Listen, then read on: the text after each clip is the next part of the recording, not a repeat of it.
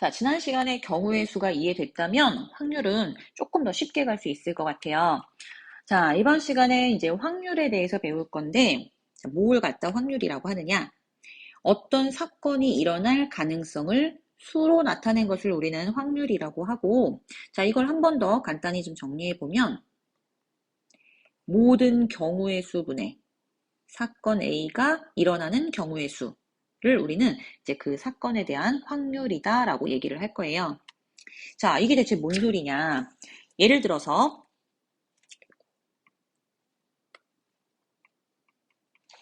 검은 공 3개,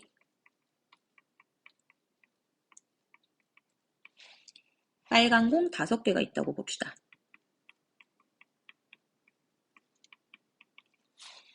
자, 이때 여기에서 검은 공 꺼낼 확률을 구하시오. 라고 한다면 전체 공은 8개가 있고 그 중에 검은 공 3개니까 검은 공 꺼낼 확률은 8분의 3이겠죠. 어렵지 않죠? 그럼 이번에는 빨간 공 꺼낼 확률.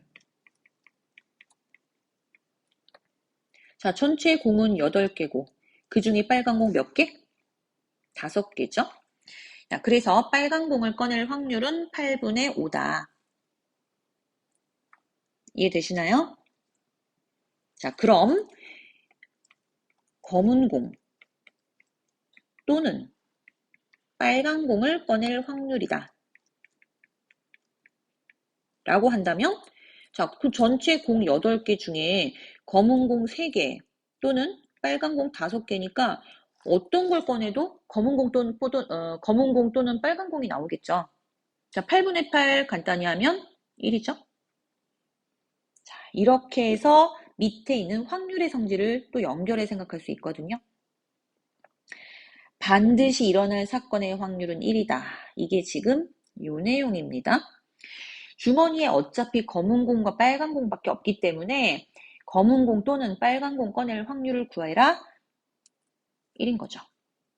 확률이 1을 넘어갈 수는 없죠. 전체 경우의 수가 8가지인데 어떤 사건에 대한 게 그 이상이 나올 수는 없잖아요. 반드시 일어날 수밖에 없는 사건의 확률 1이다. 이렇게 해서 확률의 성질도 알 수 있고요. 그럼 하나 더. 자, 요 주머니에서 내가 공을 꺼낼 건데 이번에는 흰 공을 꺼낼 확률. 자, 주머니 속에 공 8개 있고요. 그 중에 흰 공 몇 개? 흰 공 없죠. 없기 때문에 그냥 빵으로 쓸게요. 8분의 0이기 때문에 흰 공 꺼낼 확률은 0, 0입니다. 자, 얘도 마찬가지로 확률의 성질을 같이 연결할 수 있어요. 절대로 일어나지 않는 사건의 확률은 0이다. 확률이 빵이라는 것은 절대 일어날 수 없는 거. 어렵지 않게 이 확률의 성질까지 연결할 수 있겠죠. 그러면 어떤 사건 A가 일어날 확률을 P라고 했을 때 그 P에 대한 범위는 0부터 1까지겠구나. 절대 일어나지 않을 사건의 확률, 그러니까 확률의 최소값부터 반드시 일어날 수밖에 없는 사건의 확률, 최대값 1까지. 그러면 밑으로 내려가 볼게요. 어떤 사건이 일어날 확률을 P라고 하고 그 P에 대한 범위가 0부터 1까지라고 했을 때 자, 사건이 일어나지 않을 확률. 당연히 확률의 전체 값은 1이니까 1에서 P를 뺀 게 되겠죠. 자, 그러면 여기서는 지금 요 1-P를 사건이 일어나지 않을 확률이라고 했는데 자, 만약에 사건이 일어나지 않을 확률을 Q라고 한다면 P의 범위가 0부터 1까지였으니 Q의 범위는 어떻게 될까요?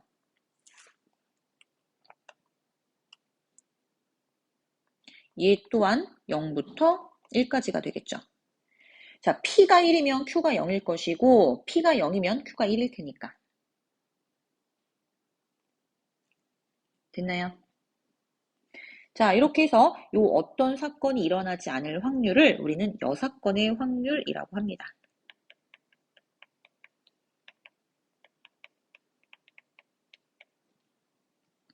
자, 여사건의 확률은 우리가 어떻게 구별을 하냐면 일어나지 않는다. 어떤 부정의 의미가 있죠. 그래서 이제 부정에 관련된 언어를 포함하는 거. 가장 많이 나오는 게 적어도 뭐뭐 할 거. 뭐 적어도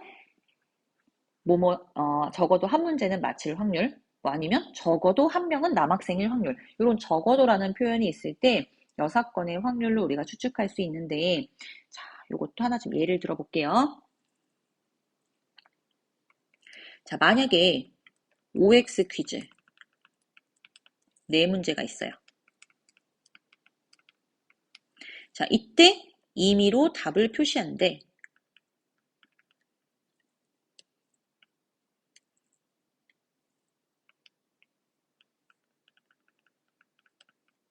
자, 임의로 답을 표시한다는 건 찍는 거죠? 자, 임의로 답을 표시할 때 적어도 한 문제는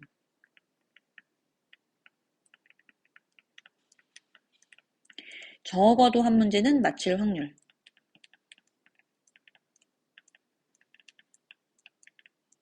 구하시오라고 한다면, 자, 이거 어떻게 구할 거냐면, 보세요. 네 문제가 있는데 우리가 네 문제를 풀었을 때 OX 퀴즈니까 뭐 맞추거나 틀리거나 있겠죠. 자, 예를 들어 뭐 1번, 2번, 3번, 4번 쭈루룩 있다고 봅시다. 1번 문제, 2번 문제, 3번 문제, 4번 문제가 있는데 예를 들어 얘는 맞췄고 얘는 틀렸고 틀리는 경우도 있을 것이고 맞추고 맞추는 경우도 있을 것이고 맞추고 틀리는 것도 있을 것이고 뭐 틀리고 맞추고도 있을 것이고 이걸 다 구해야 되는 거죠. 자, 이걸 다 구하느니 어떻게 하는 게 더 편하느냐? 확률의 최대값은 1이니까 전체에서 적어도 한 문제를 맞추는 거의 반대가 뭘까요? 다 틀리는 거죠? 다 틀릴 확률을 빼는 것이 훨씬 더 빠른 거죠. 그러니까 요 적어도 한 문제를 맞추는 것에 대한 여사건. 이것의 반대니까 전부 다 틀릴 확률을 빼주시면 돼요. 자, 그러면 1번 문제도 틀릴 확률 2분의 1. OX 퀴즈니까 맞출 확률도 2분의 1, 틀릴 확률도 2분의 1입니다. 그러면 2번 문제 틀릴 확률도 2분의 1, 3번 틀릴 확률도 2분의 1, 4번 틀릴 확률도 2분의 1. 따라서 1에서 16분의 1 빼고 나면은 16분의 15가 남게 되겠죠.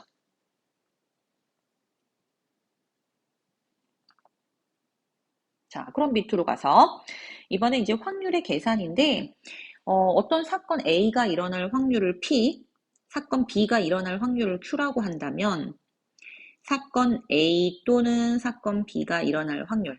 이거 앞에서 봤던 거랑 비슷하죠. 경우의 수에서 합의 법칙에 의해 두 사건의 확률을 더하면 되고요. 사건 A 또는 사건 B가 동시에 일어날 확률, 두 가지 확률을 곱하면 되죠. 그러니까 A 또는 B가 일어나는 거, A 또는 B가 동시에 일어나는 거.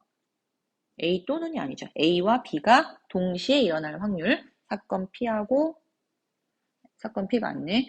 사건 A에 대한 확률 P하고 사건 B에 대한 확률 Q 둘이 곱해주시면 돼요. 자, 그럼 이것도 좀 예를 들어 볼게요. 자, 만약에 이제 이렇게 더하는 경우, 주머니에서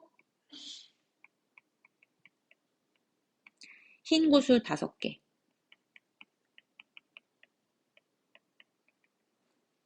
파란 구슬 7개,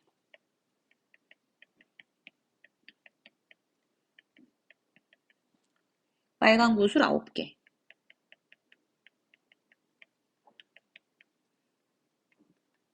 자, 이렇게 있는데 이 중에 내가 어떤 그 구슬을 임의로 한 개 꺼낸다고 했을 때 임의로 한 개의 구슬을 꺼낼 때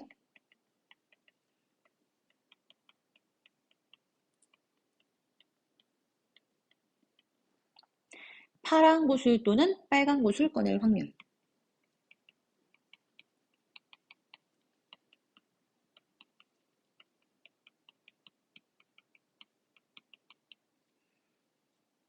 자, 보세요. 파란 구슬 또는 빨간 구슬 꺼낼 확률을 구하시오라고 한다면, 자, 파란 구슬 꺼낼 확률 몇일까요? 전체 구슬 5개, 7개, 9개 다 더하니까 21개죠?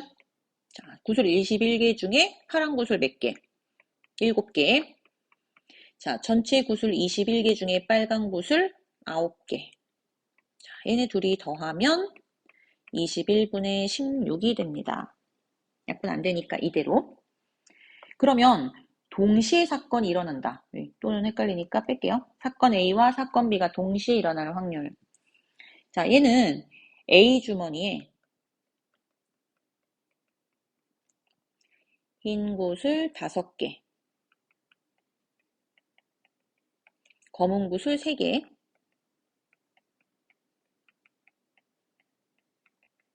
그 다음 B 주머니.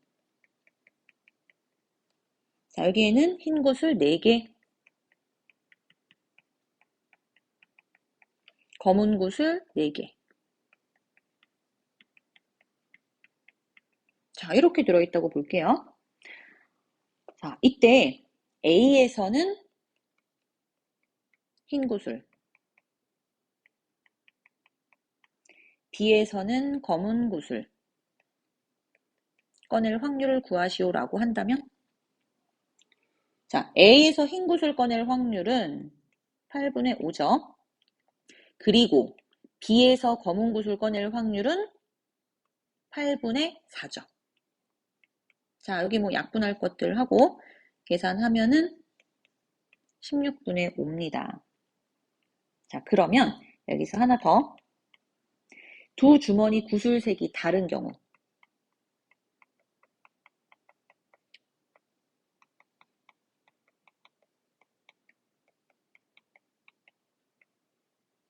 자, 이런 건 뭘 얘기하는 걸까요? 두 주머니의 구슬색이 다르다라고 하면은 A 주머니에서 흰 구슬, B 주머니에서 검은 구슬 꺼내는 경우, A에서 검은 구슬, B 주머니에서 흰 구슬 꺼내는 경우, 이 두 가지를 다 구하라는 얘기죠. 자, 그럼 A에서 흰 구슬 꺼낼 확률 8분의 5, B에서 검은 거 꺼낼 확률 8분의 4. 일단 약분 안 하고 다 쓸게요. 그리고 A에서 검은 거 꺼낼 확률 8분의 3, B에서 흰 거 꺼낼 확률 8분의 4. 자, 똑같이 약분되니까 얘는 약분하고 16분의 5랑 16분의 3이랑 더하니까 16분의 8이네요. 자, 마지막 한 번 더 약분하고 확률 2분의 1 나옵니다. 자, 그래서 곱하는 경우는 이제 첫 번째 경우도 있고 두 번째 경우. 사실 두 번째 거는 각각은 곱해주고 이런 경우 또는 이런 경우. 합의 법칙까지 같이 쓴 거죠.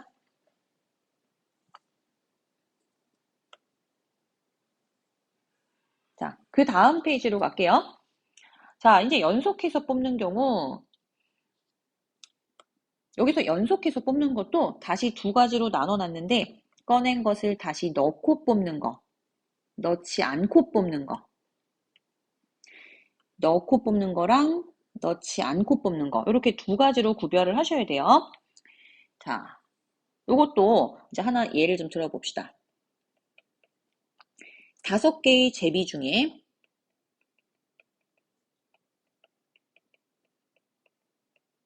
2개의 당첨 제비가 있다고 볼게요.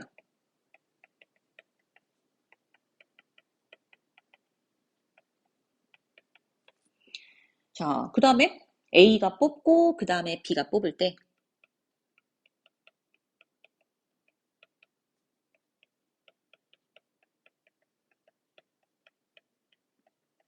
A만 당첨 제비일 확률.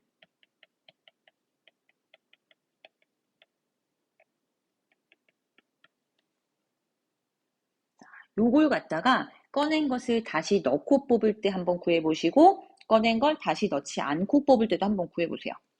잠깐 화면 정지시키고 여러분들도 한번 구해보시고 그 다음 다시 맞춰봅시다.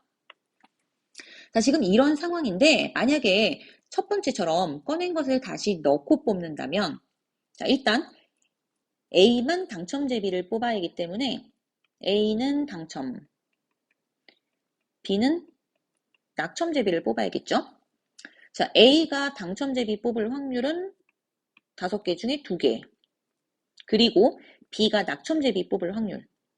자, A가 당첨제비를 일단 뽑고, 뭐 뭔지 모르지만 뽑고 다시 주머니 안에 집어넣기 때문에 주머니 안에는 여전히 제비가 5개 있다. 자, 그 중에 B가 낙첨제비를 뽑아야 되니까 낙첨제비 뽑을 확률은 5분의 3이죠. 자, 해서 계산해 보시면 25분의 6이라는 확률이 나옵니다. 그럼 이번에는 꺼낸 것을 다시 넣지 않고 뽑을 때, 자, A가 당첨제비 뽑을 확률은 똑같죠. 5분의 2. 근데 이번엔 이 뽑은 제비를 다시 넣지 않는다고 했기 때문에 주머니에는 제비가 몇 개다? 5개가 아니라 하나 줄어서 4개다. 그리고 그 중에 낙첨제비 여전히 몇 개다? 3개다. 이해되시나요? 자, 그럼 약분하고 10분의 3이라는 확률이 나오게 되죠. 자, 확률의 마지막입니다. 그럼 이번에는 도형에서의 확률인데, 자, 도형에서는 확률을 대체 어떻게 구할까? 그러니까 여태까지는 이제 몇 가지 해서 가지수를 구했는데, 만약에 도형에서의 확률을 구하라고 한다면, 예를 들어,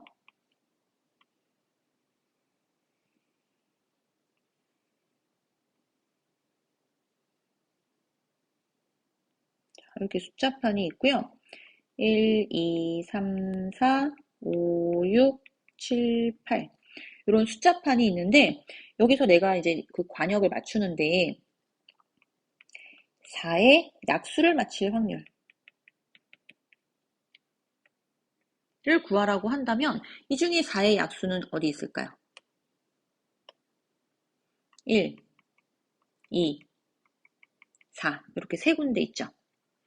이 세 군데에 대한 경우의 수를 우리가 몇 가지라고 할 수 없기 때문에 도형에서의 확률은 어떻게 구하느냐면 넓이를 이용해서 할 겁니다. 전체 경우의 수를 도형 전체 넓이로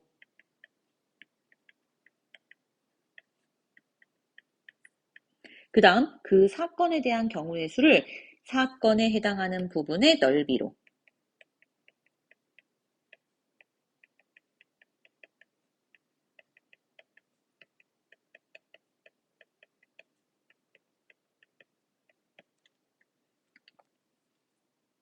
됐나요? 자, 그럼 여기서는 이제 8등분 된 거기 때문에 전체 넓이를 이런 건 굳이 구하지 않아도 되죠.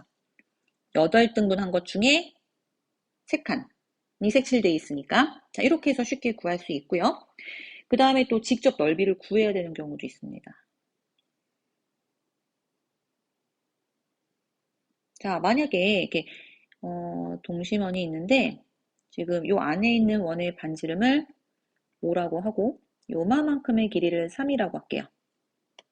자, 이때 이 도넛 모양으로 이렇게 색칠이 돼 있는데 자, 색칠한 부분을 맞출 확률이라고 한다면 이거는 똑같이 아까처럼 이제 8등분 된 게 아니니까 직접 넓이를 구하셔야 돼요.